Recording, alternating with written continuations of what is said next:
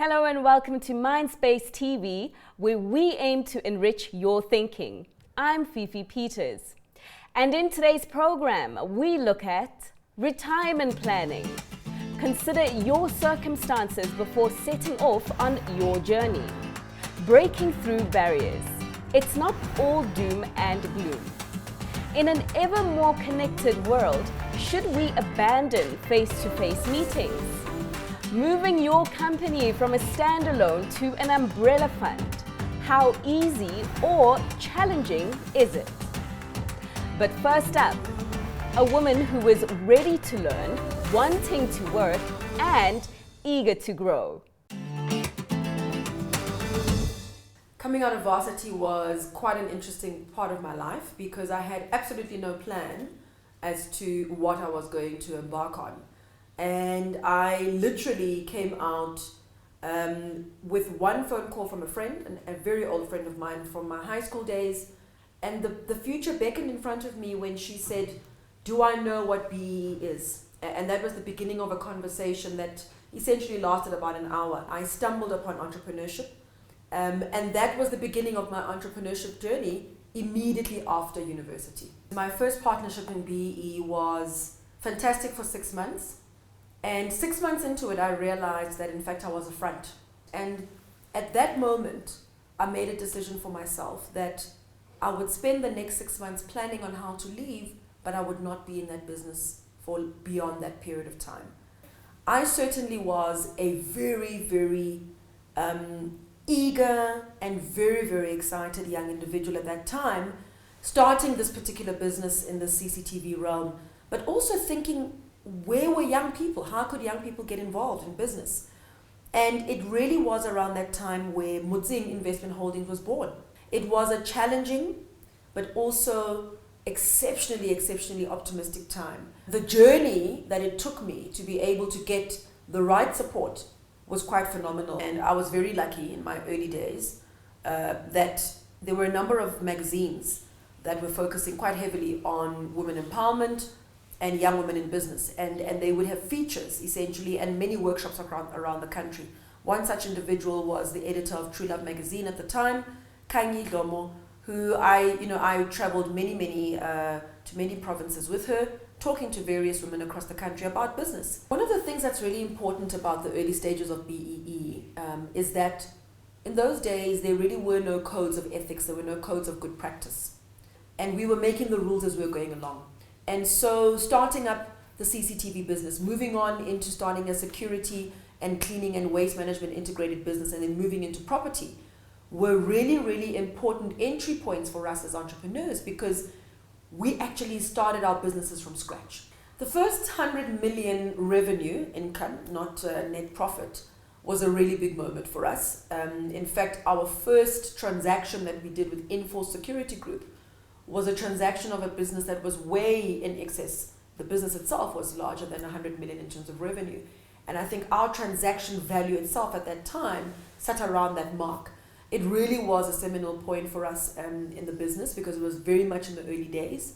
And as we began to operate businesses, I would say around about 2008, if I remember correctly, we began to realize the culmination of these various businesses and their revenue streams and their budgets, and we had now surpassed that 100 million rand mark in terms of our own revenue that we've been able to create in our own business. Listing a company for me has been a moment that I will certainly not forget.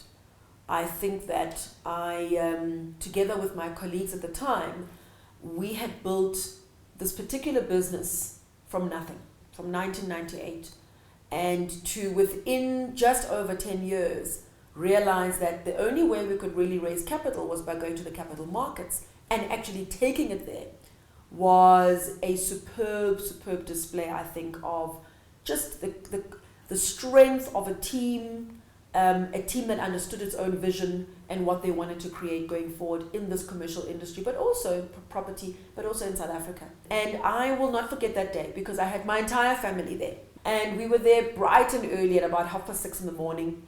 And that photo that we took at the JSC in that JSC and having the tickers moving behind us and the JSC written quite nicely, the JSE welcomes Delta Property Fund.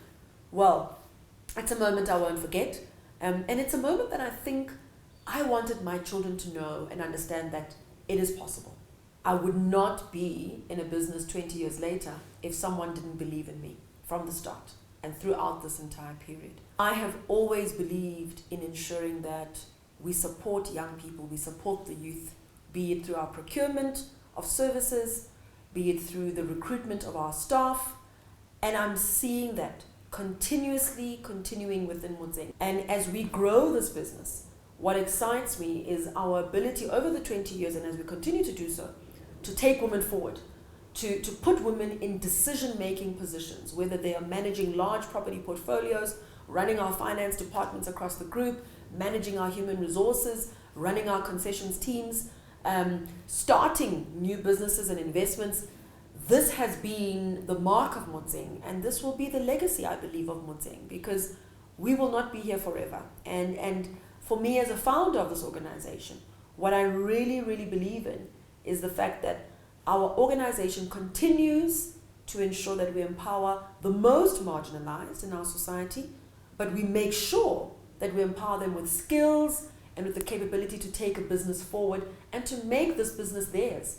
That is really, really important to me, and I hope that that becomes the legacy of Motseng. What an inspiring woman. My next guest will explain how smart it is to take cover.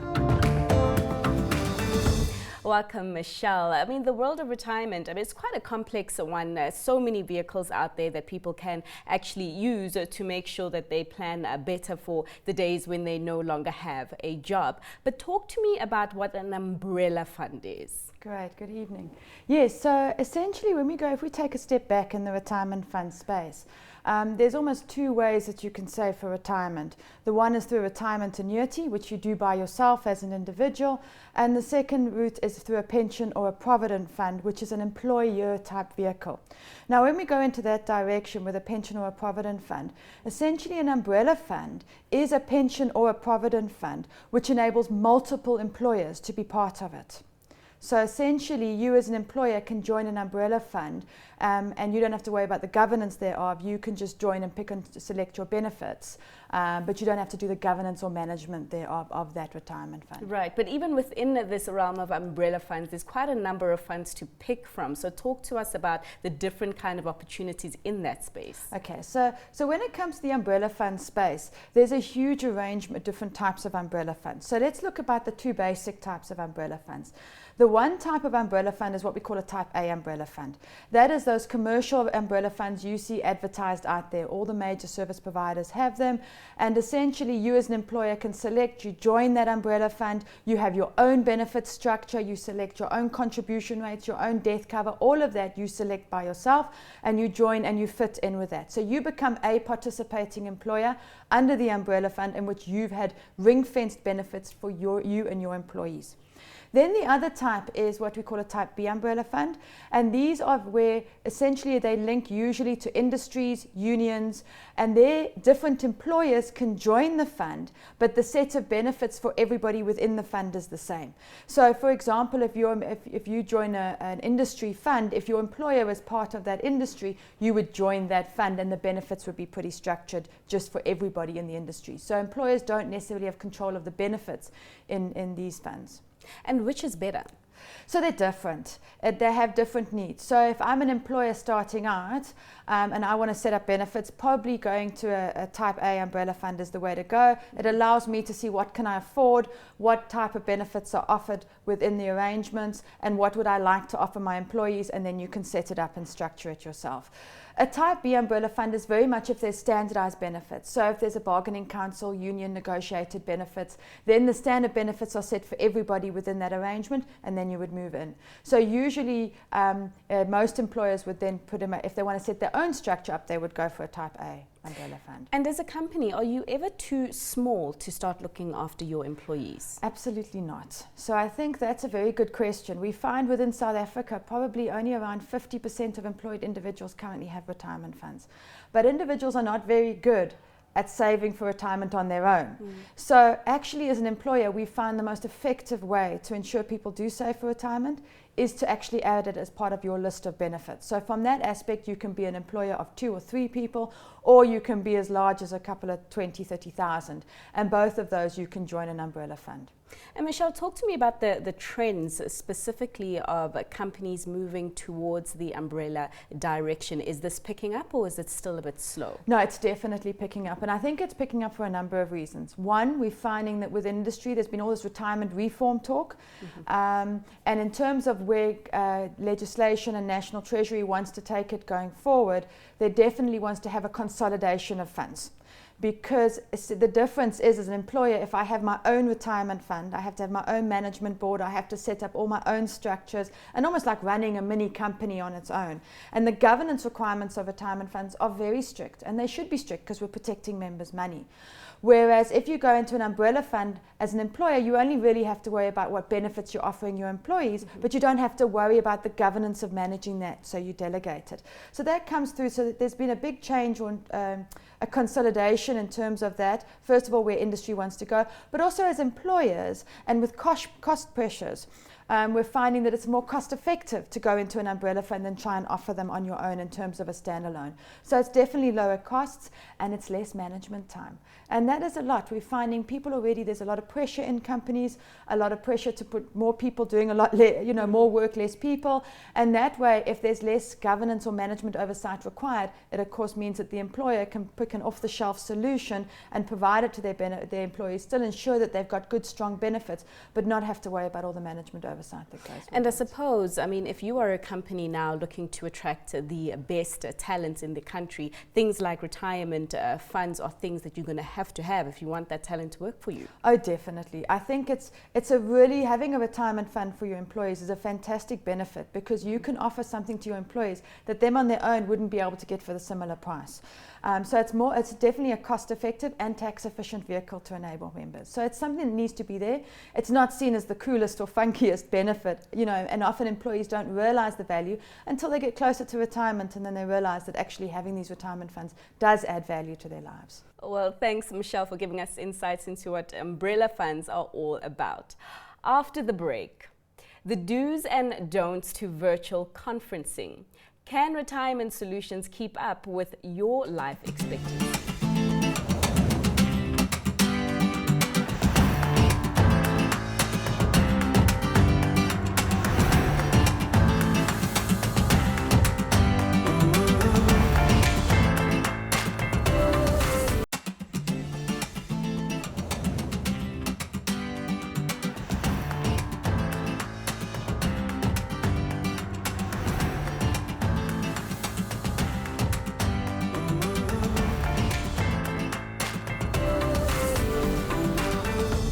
Mandy Collins, a freelance writer, is here to enlighten us on what to steer clear of and what to embrace when it comes to virtual communication. Mandy, thanks so much for your time. I mean, global communication has changed as technology has become more advanced, and it's great now that multinationals can have a meeting with one guy in Singapore, the other lady in the US, and the other, hopefully millennial, as boards become more diverse, in Africa. Not to mention the fact that this saves a lot of costs. But should all meetings move online? Absolutely not. I don't think you can ever replace human connection with a virtual kind of space, because when we are in each other's company, we pick up energy from each other, from other people. There is tone of voice, there's gesture, there's the expression in people's eyes, and you can lose that on a screen. No, for sure. But then afterwards, I suppose the question arises, in the event that a meeting has to become online, I mean, as multinationals are so spread across the globe, what are the do's and don'ts to ensure that you get the best outcome from that online meeting? I think you have to choose your meetings. I think if something is very emotive, if it's very difficult, if you don't want to fire somebody on an online meeting kind of thing. The point is that there's some things that need face-to-face. So you have to decide, is this a good time to have an online meeting, or is it a better time to do something face-to-face? Obviously, sometimes you don't have a choice. There's an emergency, you need to talk to the person now, you can't fly halfway across the world. No, so I think you have to take it on a case-by-case basis. I do think it helps if you've met the person in person before you have a slew of online meetings. For example, I had a client who was in George and I was in Johannesburg, and we used to have these marathon teleconferences. And they were a complete nightmare. He was all over the place, and it was only when I met him one day at an airport meeting that I realized that this man is ADHD off the charts. And he literally pops Ritalin while he's busy talking to you so that he can focus. So once I'd met him and understood what his challenges were, I was a lot more sympathetic in that online meeting. So you've really got to just work with the people, work with the situation, and then decide what's going to work best in this situation. I mean, never mind the fact that sometimes, technology can let us down, and you've got situations where videos freeze during a video conferencing. Absolutely. Or, other than that. But how do you strike the right balance then between an online or a face-to-face interaction? I think you have to just examine it, and you have to say, in this situation, is this going to be a short, sharp 5-minute thing that I can sort out and I just need to see the person? Or is this something that's going to take longer and we actually need to sit next to each other and scribble on the same piece of paper or draw on the same tablet? Or, some meetings, and I mean, I've got a client that I've been toing and froing with, and I said to her yesterday, I feel like you and I need to sit together in the same space because we're just not getting anywhere through Skype and phoning, and we're rehashing the same stuff over and over again because we're not both looking at the same thing. So it's really about thinking about what is the purpose of this meeting, can it be achieved online?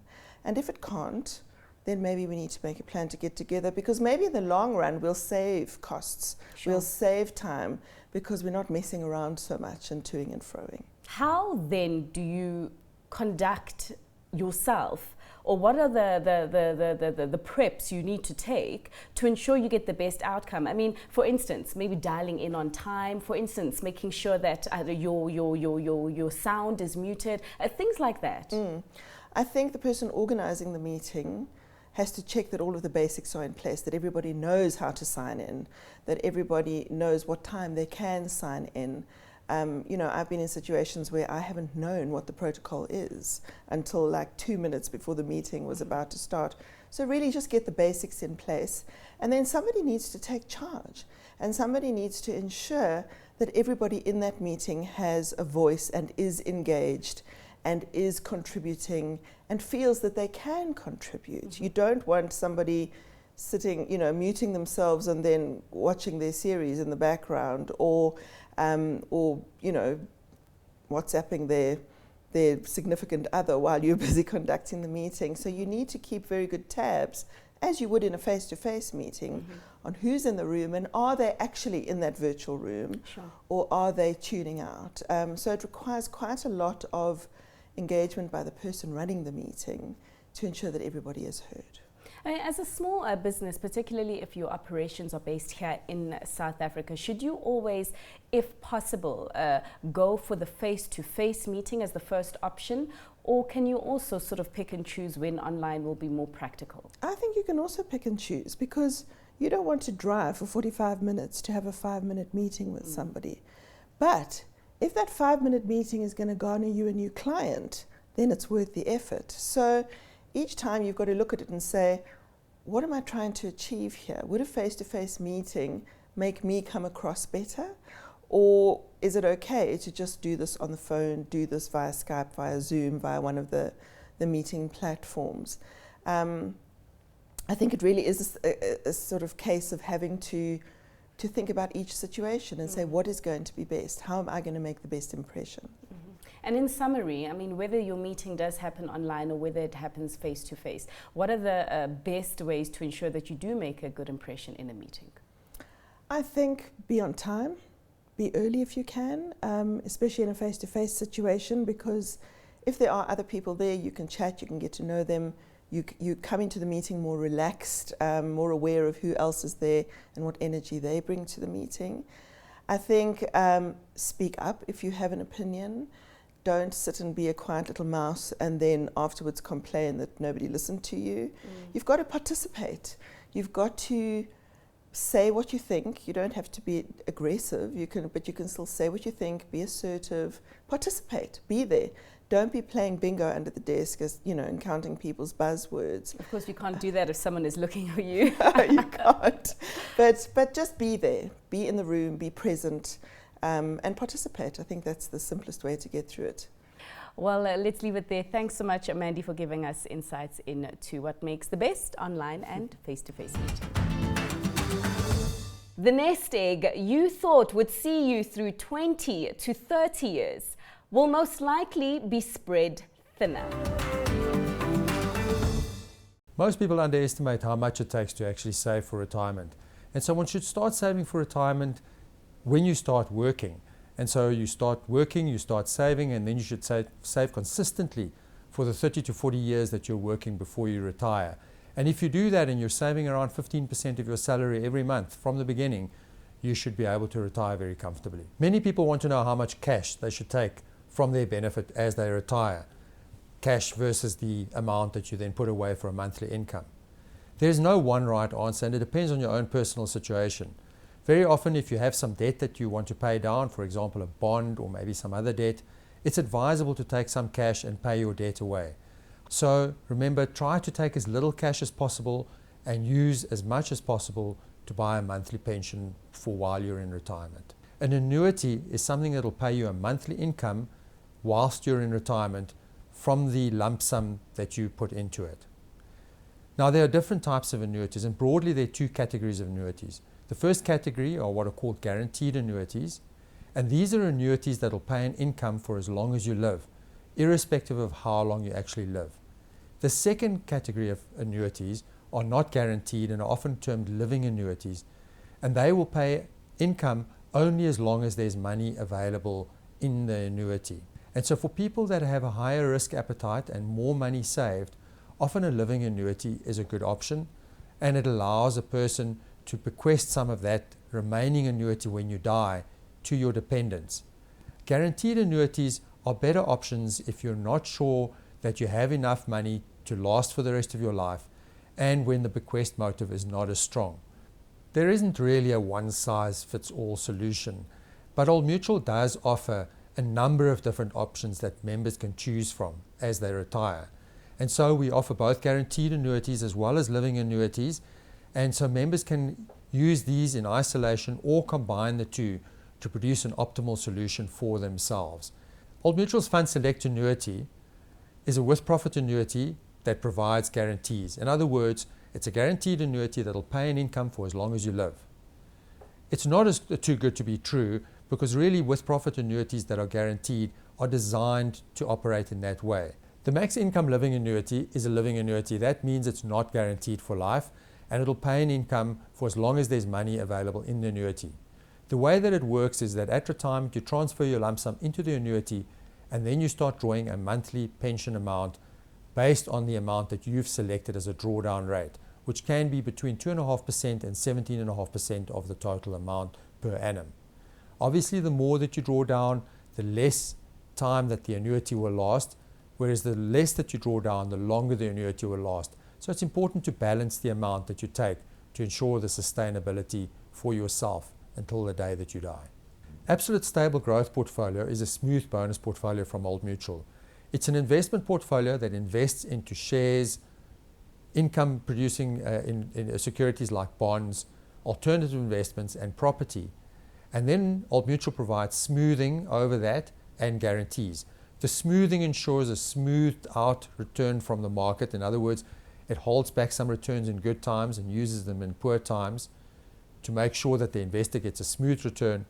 And in addition to that, Old Mutual provides an 80% level of guarantee, which means that no matter how poorly markets perform, you'll always get out at least 80% of the value of the investment. The Old Mutual Multi-Managers Balanced Fund is an equity and bond investment portfolio. It's a Regulation 28 compliant investment portfolio, which means it can be used in retirement funds. And this investment portfolio invests part in shares and part in bonds to make sure that you get a balanced return. So it gives you a nice best of both worlds investment portfolio to combine both growth as well as some security from the income investments, namely the bonds. Old Mutual's core diversified fund is what's known as an index-linked investment. That means it's an investment which follows an underlying index on the stock exchange, and so it's not actively managed. It emulates the index as closely as possible, and these investments are generally very low cost investments. It's a great way to access the market returns at very low cost. People often want to know what's the responsibility of employers with respect to retirement savings.